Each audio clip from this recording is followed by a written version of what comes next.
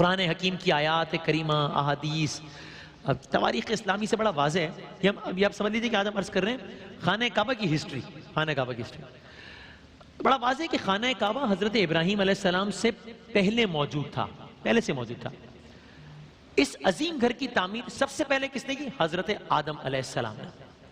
اور ثبوت کے طور پر اس کے علماء کرام قرآن مجید کی اس آیت کا حوالہ دیتے جو کہ سورہ ابراہیم میں ہی آئی ہے، جس کا ترجمہ ہے: پروردگار، میں اپنی ذریت میں سے بعض کو اس بے آب و گیاہ وادی میں تیرے محترم گھر کے پاس بسا رہا ہوں.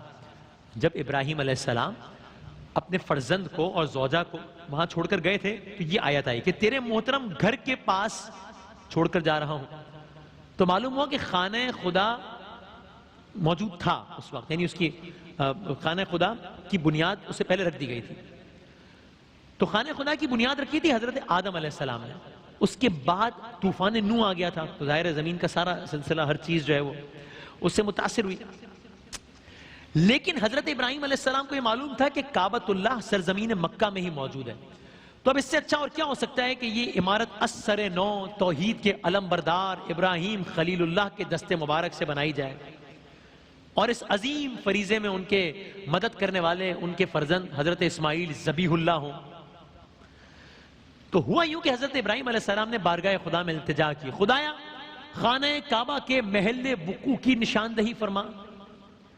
حضرت جبرائیل حکم خدا سے زمین پر اترے اور اس جگہ پر نشانات لگائے جہاں پہلے خانہ کعبہ موجود تھا پہلے. تو اب جگہ کی نشاندہی ہو گئی. جگہ معلوم ہونے پر حضرت ابراہیم علیہ السلام نے خانہ کعبہ کی اثر نو تعمیر کا آغاز کر دیا. اب کیا خوبصورت انداز میں خانہ کعبہ کی تعمیر ہو رہی ہے. ابو العرب یعنی حضرت اسماعیل علیہ السلام پہاڑوں سے پتھر لا رہے ہیں، حضرت ابراہیم علیہ السلام دیوار بنا رہے ہیں. یعنی میں یوں کہہ دوں کہ دست نبوت سے بیت توحید کی دیواریں بلند ہو رہی ہیں. خانہ خدا کی دیواریں ایک مخصوص اونچائی تک بلند ہو گئیں. جب دیواریں بلند ہو گئیں تو دونوں باپ بیٹے نے اس پر لکڑیوں کی چھت ڈال دی. یا میں یوں کہہ دوں کہ دونوں باپ بیٹے نے اس پر لکڑیوں کی چھت کیا ڈالی؟ باپ بیٹے نے انسانیت پر رحمت کا سائباں ڈال دیا. ابھی بڑا نیچرل اصول فطرت ہے، اصول قانون بھی ہے، اصول شریعت بھی ہے کہ جب بھی کوئی مزدور کوئی کام سر انجام دیتا ہے تو اسے اس کام کی اجرت ملتی ہے. خانہ خدا کی تعمیر کے بعد دونوں باپ بیٹے نے اپنے کار عظیم کی اس کریم سے اجرت کیا طلب کی، کیا گزارش کی؟ دونوں باپ بیٹوں نے، حضرت ابراہیم علیہ السلام، حضرت اسماعیل علیہ السلام، خانہ خدا کی تعمیر کے بعد دست نبوت بلند کیے، زبان رسالت کو جنبش دی. فرمایا: اے پروردگار، ہمارے اس عمل کو قبول فرما. پروردگار، ہم دونوں کو اپنا فرما بردار قرار دے. پروردگار، اگلی دعا سنیں، پروردگار ہماری اولاد میں بھی ایک فرما بردار امت پیدا کر. ہمیں اپنی عبادت کرنے کا طریقہ کار دکھا. اے بار الہ، اگلی بات، اے دعا جاری ہے ابراہیم علیہ السلام اور اسماعیل علیہ السلام، اے بار الہ، ان لوگوں کے درمیان ایک رسول کو مبعوث فرما جو ان کے سامنے تیری آیات کی تلاوت کرے، انہیں کتاب و حکمت کی تعلیم دے، ان کے نفسوں کو پاکیزہ بنا دے. دعا قبول ہوئی.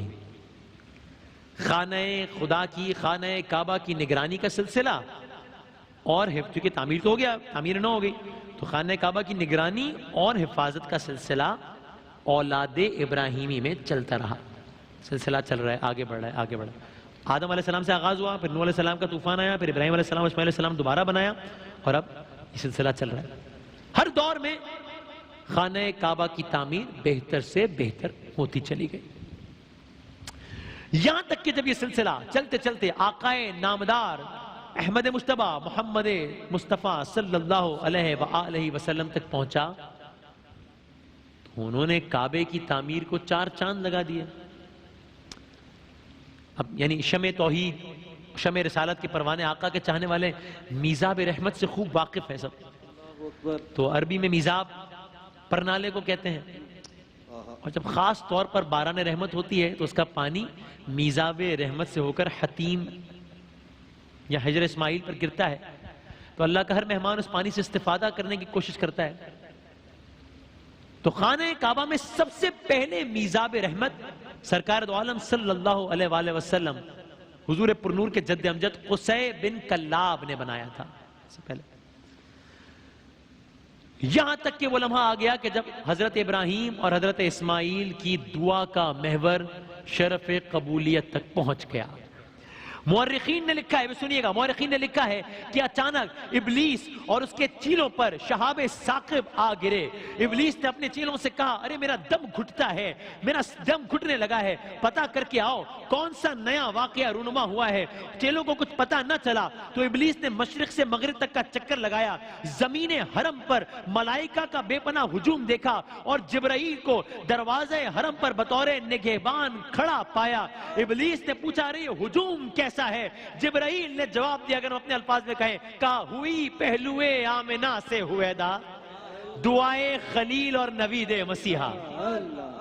ہوئی پہلوے آمنہ سے ہویدا، دعائے خلیل اور نوید مسیحا۔ وہ جو حضرت ابراہیم علیہ السلام اور اسماعیل علیہ السلام نے کعبۃ اللہ کی تعمیر میں انعام مانگا تھا، وہ انعام آ گیا۔ رب العالمین نے رحمت للعالمین کو بھیج دیا، خالق دو جہاں نے آقائے دو جہاں کو مبعوث کر دیا، اس مالک کون و مکان نے نبی آخر الزماں کو بھیج دیا۔